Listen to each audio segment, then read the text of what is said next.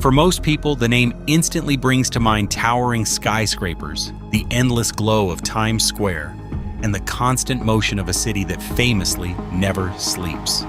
Yellow taxis rush through crowded avenues, subway trains roar beneath the streets, and millions of people move through Manhattan every single day. But beyond that iconic skyline lies a very different New York, one that many travelers never see. Far away from the neon lights and crowded sidewalks, the state hides vast wilderness areas, quiet valleys, and mountains where entire communities once lived and worked. Deep inside the forests of the Adirondacks, along rivers that once carried iron and timber, and beneath reservoirs that now supply drinking water to millions, there are towns that used to thrive and then disappeared. Some of these communities were dismantled intentionally as the state expanded parks and conservation areas. Others were sacrificed to create massive reservoirs that would supply New York City with clean water. A few collapsed when the industries that built them, mining, logging, railroads, suddenly vanished. And in certain cases, environmental disasters turned once lively neighborhoods into symbols of tragedy. In this episode, we are exploring 15 of the most silent and tragic ghost towns in New York. If you travel along Route 17, now known as Interstate 86, through the Catskill Mountains, you may pass through Parksville without even realizing the strange history surrounding it. Today, the roadside is lined with abandoned motels, faded neon signs, and crumbling buildings that look like props from a forgotten roadside movie set. But in the middle of the 20th century, Parksville was full of life. During the 1950s and 1960s, this small town sat right in the center of what was known as the Borscht Belt, a famous vacation region in the Catskills that attracted thousands of visitors every summer. Many of those travelers were Jewish families from New York City who came to the mountains seeking fresh air, entertainment, and relaxation away from the crowded city. Large resorts, bungalow colonies, and lively hotels surrounded the area. Restaurants were packed with guests. Comedians performed nightly shows, and dance halls stayed busy long after sunset. Parksville thrived as one of the many small hubs supporting this booming tourism industry.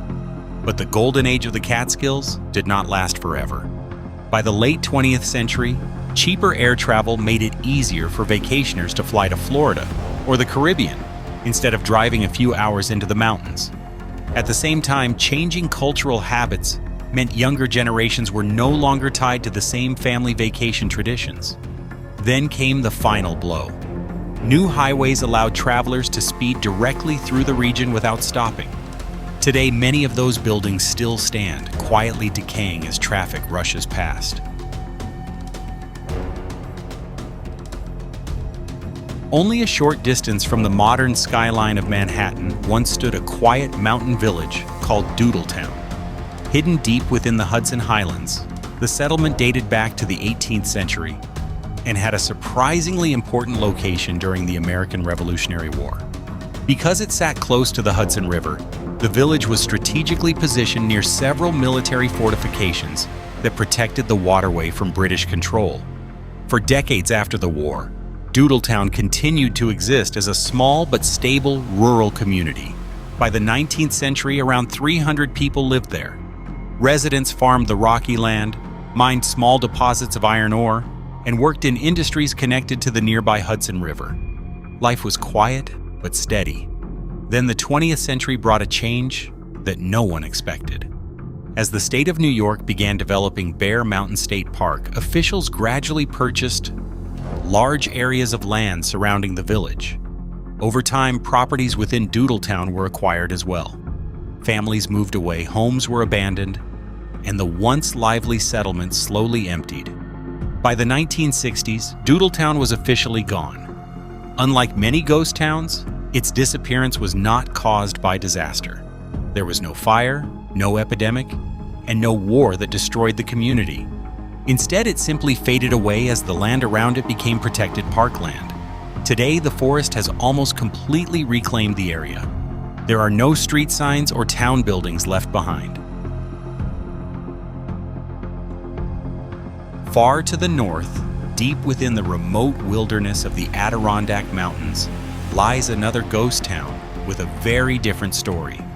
Tahawas was never meant to be a peaceful rural village. It was built as an ambitious industrial experiment.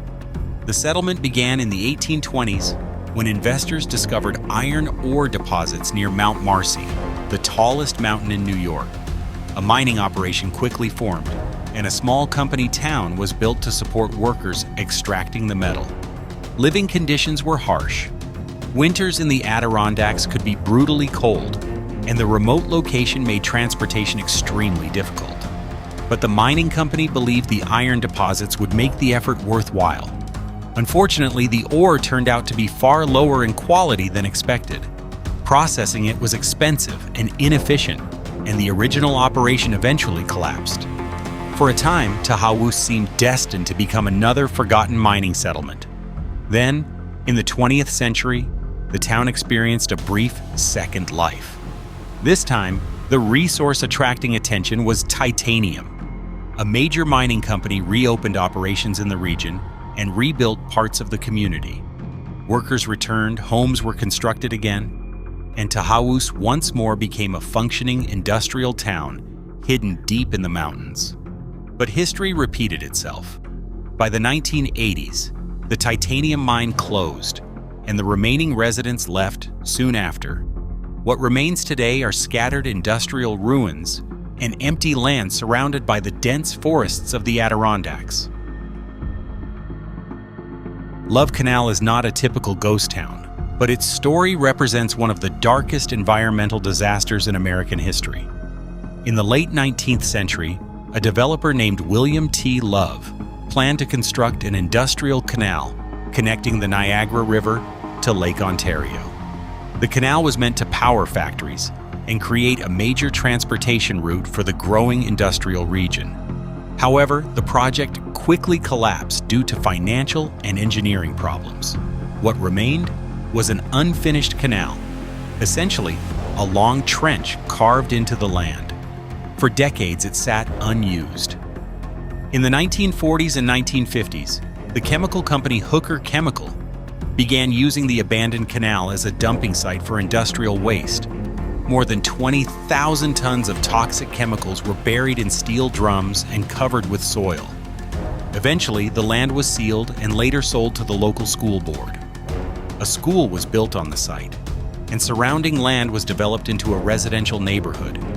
Families moved into new homes completely unaware that dangerous chemicals were buried just beneath their yards. By the 1970s, disturbing health problems began appearing among residents. Many families reported unusually high numbers of miscarriages, birth defects, and serious illnesses. After heavy rainstorms, chemical odors rose from the ground, and strange substances surfaced in puddles around the neighborhood. Investigations eventually confirmed that toxic chemicals were leaking from the buried waste into the soil and groundwater. The discovery shocked the nation and triggered widespread public outrage. In 1978, President Jimmy Carter declared a federal emergency at Love Canal, one of the first times such an action had been taken for an environmental disaster. Hundreds of families were evacuated and relocated while the government attempted to contain the contamination.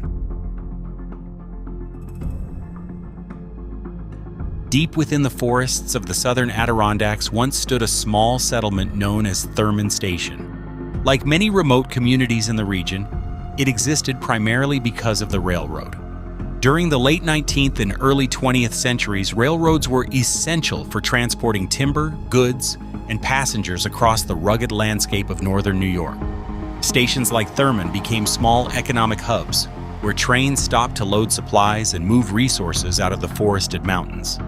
But towns built around railroads were often fragile. When industries changed and transportation methods evolved, many of these settlements quickly lost their purpose. As the timber industry slowed and trucks began replacing trains for hauling goods, rail traffic through the area gradually declined. Eventually, the rail line serving Thurman Station shut down entirely. Without the railroad, businesses closed, and residents began leaving in search of better opportunities elsewhere. Unlike towns destroyed by disasters, Thurman Station disappeared slowly. Families moved away one by one until almost nothing remained. Today, the area blends quietly into the rural landscape of Warren County. Forests and open land have reclaimed much of the space where the small railroad community once stood, leaving only faint traces of its existence. Old Gilboa was once a peaceful farming community located in the fertile Schoharie Valley. Established in the early 19th century, the town included farms, small churches, a schoolhouse, and a general store, the typical features of a quiet, rural American settlement. For many years, life in Gilboa revolved around agriculture and local trade. Families worked the surrounding land and built a stable community in the valley. But in the early 20th century, the growing population of New York City created an urgent demand for more drinking water. City planners began designing an enormous water supply system that would collect water from distant mountain regions and transport it to the city through aqueducts. The Schoharie Valley was chosen as the location for one of these major reservoirs. Unfortunately, the town of Gilboa stood directly in the path of the project. Through eminent domain, the government purchased land across the valley. Homes were demolished or moved, farms were abandoned, and even cemeteries were relocated to higher ground. Many residents protested the destruction of their town, but the project moved forward. By the 1920s, the dam was completed, and water slowly filled the valley. Today, the Schoharie Reservoir covers the land where Gilboa once existed. Visitors see only a calm lake and a massive dam, with no obvious sign that an entire community once stood beneath the water. Founded in 1887 by wealthy entrepreneur and visionary A.P. Stokes, Onteora Park was far more than just a simple mountain resort. It was designed as an ultra-exclusive private club hidden deep within the Catskill Mountains. Membership was strictly limited, and admission was by invitation only. Most of the members were wealthy families from New York City, industrialists, artists, writers, and intellectuals who were part of the social elite of the late 19th century. The idea behind Onteora Park was to create a peaceful retreat where the upper class could escape the crowded streets and summer heat of Manhattan. Members built large seasonal cottages on the mountain slopes, many with breathtaking views overlooking the valleys of the Catskills. The community also included a private lake, walking trails, and exclusive social spaces where residents gathered for concerts, dinners, and artistic discussions. At its height, Onteora Park represented the refined leisure lifestyle of America's wealthy elite. Summers were filled with elegant gatherings, outdoor recreation, and a sense of isolation from the outside world. Unlike public resorts, the atmosphere was intentionally private and selective. Only those within the social circle of existing members were welcomed into the community. However, time gradually reshaped the destiny of the retreat. The early 20th century brought dramatic changes to American society. World War I disrupted travel patterns, and the Great Depression severely impacted the fortunes of many wealthy families who once maintained summer homes in places like Onteora Park. At the same time, vacation habits began to evolve. New transportation options made distant destinations more accessible, and younger generations were less interested in maintaining private seasonal estates in the mountains. Slowly, the exclusive culture that once defined Onteora Park began to fade. Some cottages fell into disrepair, while others were sold or abandoned entirely. Social events became less frequent, and the once bustling summer colony gradually grew quieter.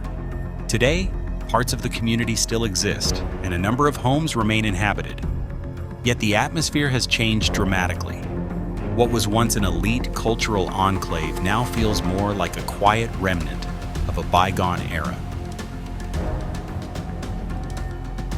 Deep in the forests of the Adirondack Mountains once stood a small industrial settlement known as Adirondack. Founded in the 1840s by businessman Archibald McIntyre, the town was built as a company settlement centered around iron mining. The concept behind Adirondack was ambitious for its time. Instead of transporting raw ore to distant factories, The company planned to process iron directly at the mining site. This meant building an entire community capable of supporting industrial production in one of the most remote parts of New York State. Workers' homes were constructed alongside smelting furnaces and workshops. The settlement also included a school and basic facilities needed to support daily life. At its peak, around 300 residents lived and worked in Adirondack, surrounded by the vast wilderness of the mountains. But the project soon encountered serious problems. The iron ore discovered in the region turned out to be much lower in quality than expected. Processing it required far more fuel and labor than originally planned. Production costs rose quickly, and the isolated location made transportation difficult and expensive. Within less than a decade, the entire operation collapsed financially. When the mining company failed, there were no other industries to support the town. Without jobs or economic opportunity, residents had little choice but to leave. Unlike some ghost towns that fade gradually over generations, Adirondack disappeared almost immediately after the industry failed. The buildings were abandoned, and the surrounding forest slowly reclaimed the land. Today, the site is sometimes referred to as McIntyre, after the industrialist who founded it. Visitors can still find traces of the settlement hidden among the trees of Essex County.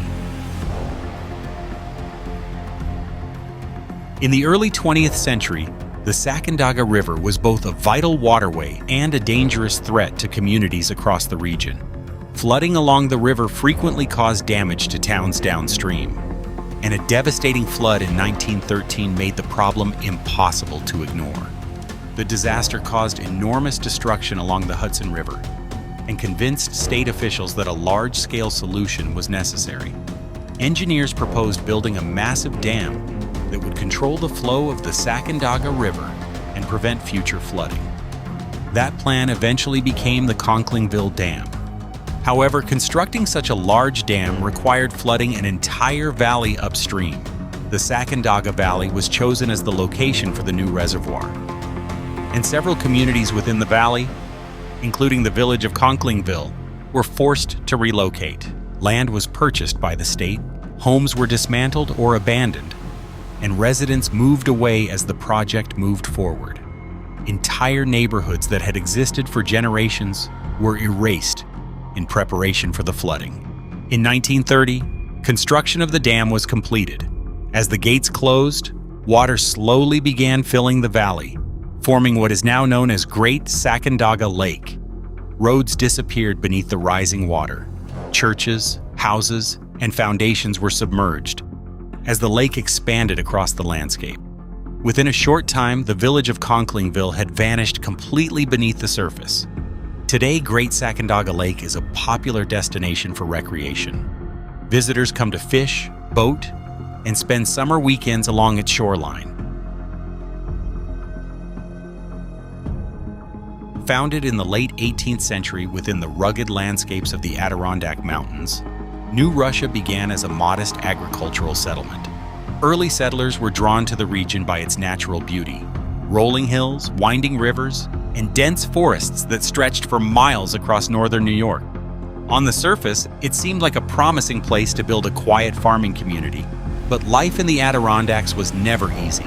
The land that looked so scenic also presented serious challenges. The soil in many areas was rocky and difficult to cultivate, while winters were long, cold, and often unforgiving.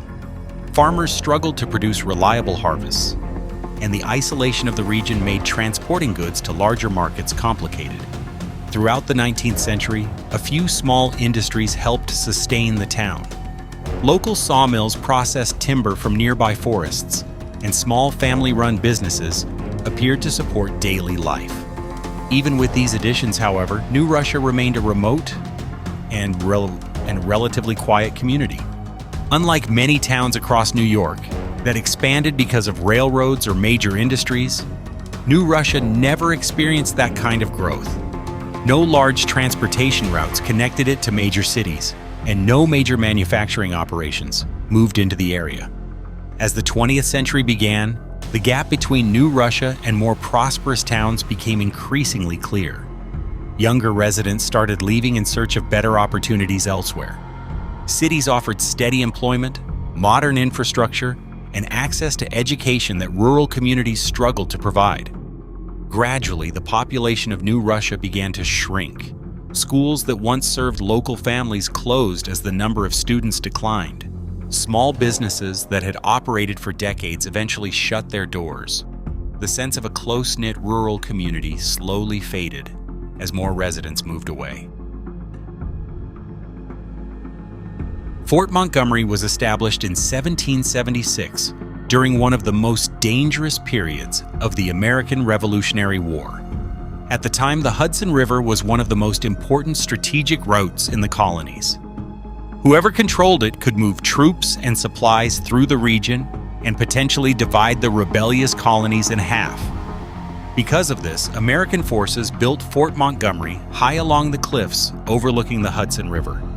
Its position allowed soldiers to defend a critical stretch of the waterway from British ships attempting to move inland. The fort quickly became more than just a military installation. Around it developed a small wartime community made up of soldiers, laborers, and families who supported the garrison. Barracks, supply buildings, kitchens, and storage facilities were constructed to sustain daily life within the fortified area. But the fort's strategic importance also made it a major target. In October 1777, British forces launched a powerful assault on the American defenses along the Hudson. After an intense battle, British troops managed to overwhelm the fort's defenders. Fort Montgomery was captured and burned, leaving much of the structure destroyed. Many soldiers died during the fighting, and the surviving defenders were forced to retreat. Although the American Revolution eventually ended with independence, Fort Montgomery was never rebuilt as a permanent settlement. The strategic importance of the location faded once the war was over, and the remains of the fort slowly turned into historical ruins. Today, the site serves as a reminder of the violent struggles that shaped the early United States. Wanakena emerged during the early 20th century as a classic company town built around the lumber industry. Located along the Oswegatchie River deep inside the Adirondack Wilderness, the settlement existed almost entirely to support logging operations in the surrounding forests. At the height of its activity, Wanakena was a busy place. Logging companies built small rail lines to move timber out of the forests, and worker camps appeared throughout the region. Simple houses, supply stores, and processing facilities were constructed to support the growing industry. For a time, the town thrived as demand for lumber remained strong. Workers arrived seeking steady employment, and the river provided a convenient route for transporting logs downstream. But the prosperity of logging towns was rarely permanent. As forests were gradually depleted and industrial practices changed, timber production slowed. Once the major logging operations began to decline, the economic foundation of Wanakena weakened. Workers who once depended on the industry began leaving the region in search of other opportunities. Facilities closed, businesses disappeared, and homes were abandoned. Unlike towns destroyed by disasters or flooding, Wanakena did not vanish suddenly. Instead, it slowly faded as its primary industry disappeared. Today, a small number of residents still live in the area, and seasonal visitors occasionally pass through the quiet settlement. Yet compared to its earlier days as a busy lumber hub, Wanakena now feels far more peaceful and subdued. When Letchworth Village first opened in 1911, it was considered a groundbreaking facility for its time. The institution was designed to care for children and adults with intellectual disabilities in what planners believed would be a healthier and more humane environment than older, overcrowded hospitals. Located in Rockland County, the complex was enormous. It included dozens of large brick buildings spread across a spacious campus filled with lawns, farmland, and its own network of internal roads. At its height, Letchworth Village functioned almost like a self-contained town. Thousands of patients lived there alongside doctors, nurses, and staff members who operated the institution every day. There were kitchens, maintenance buildings, medical facilities, and even small recreational areas where patients could spend time outdoors. From a distance, the campus appeared orderly and peaceful. However, as the decades passed, troubling reports began to emerge about the conditions inside the institution. By the mid-20th century, Letchworth Village had become severely overcrowded. The number of patients far exceeded what the facilities had originally been designed to support. Staff members struggled to manage the growing population, and concerns about patient treatment became more widespread. Investigations and journalistic reports during the 1940s and 1950s revealed disturbing details about daily life inside the institution. Critics described neglect, poor living conditions, and outdated medical practices. Although some reforms were attempted over the years, the reputation of the facility had already begun to deteriorate. By the 1970s and 1980s, attitudes toward institutional care were rapidly changing across the United States.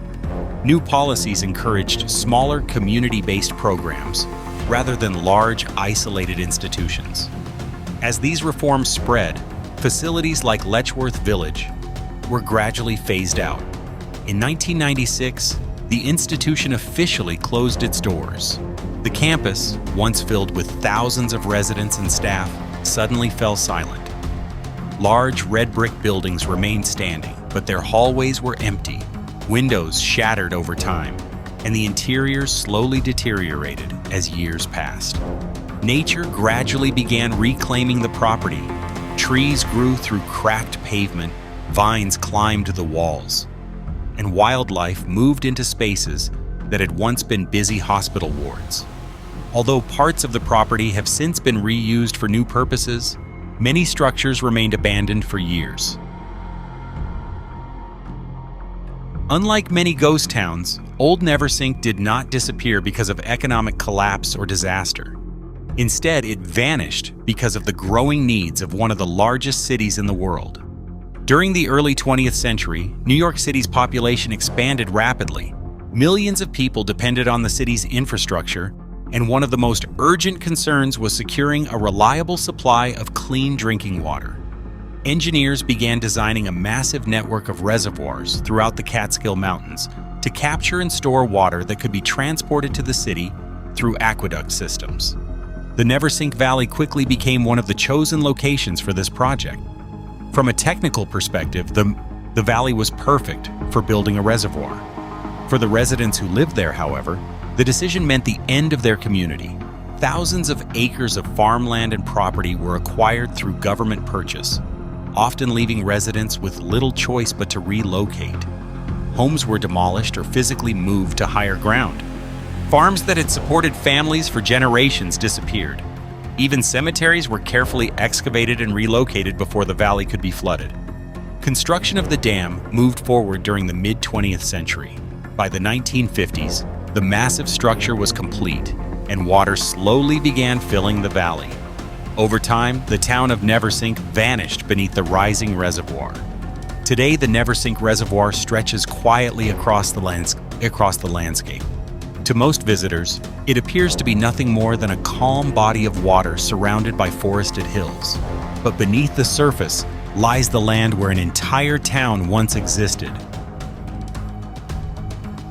The name Oswegatchie comes from a Native American word connected to the river that flows through the region. During the 19th century, the Oswegatchie River became an important transportation route within the Adirondacks. The river allowed lumber companies to move massive quantities of timber from deep forests to larger markets downstream. Small settlements soon developed along the riverbanks. Logging camps, sawmills, and modest communities appeared wherever the timber industry created jobs. These hamlets depended heavily on the constant movement of logs floating along the river during seasonal drives. For a time, the region thrived. Workers and their families built simple homes, small stores open to supply local residents, and the river served as the economic lifeline connecting the isolated communities to the outside world. But the success of these settlements depended almost entirely on one industry. As large-scale logging slowed and transportation technology changed, the importance of river-based timber transport began to fade. Railroads and trucks gradually replaced the old logging routes along the water, Without the timber industry to support them, many of the small communities along the Oswegatchie River declined rapidly. Some were abandoned entirely, while others shrank to only a handful of residents.